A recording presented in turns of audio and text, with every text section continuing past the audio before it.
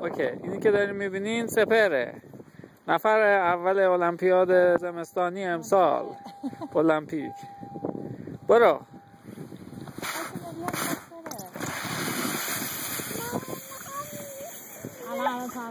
آفرین. نفر دوم پنگوئن شماره 1 سروش میرزایی. برو.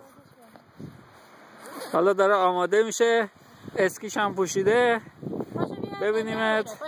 برو سپر، برو اونور. برو سروش. اینی که میبینید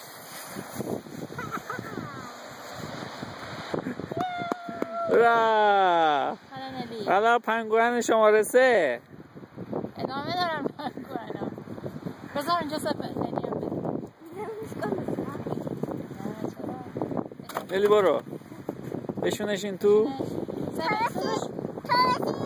خودت بشین. برو سروش مواظب این باش، داره میاد.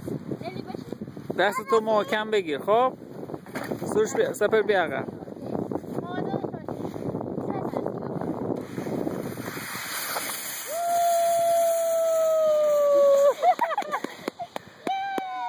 پنگوئن شماره 3. باشو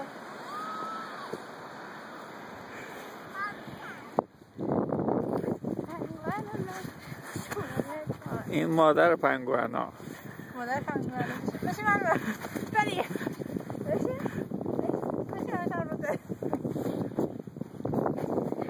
از خودت هم بگی.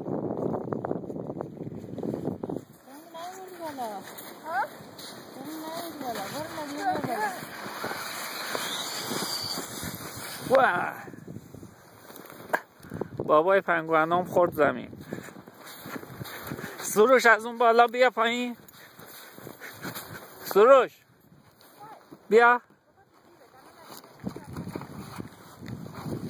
سروش.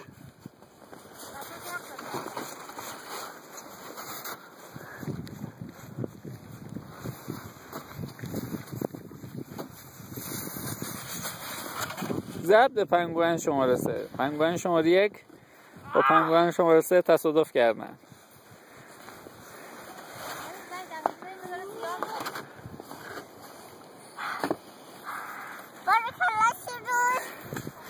اینم بابای پنگوئنا. سلام.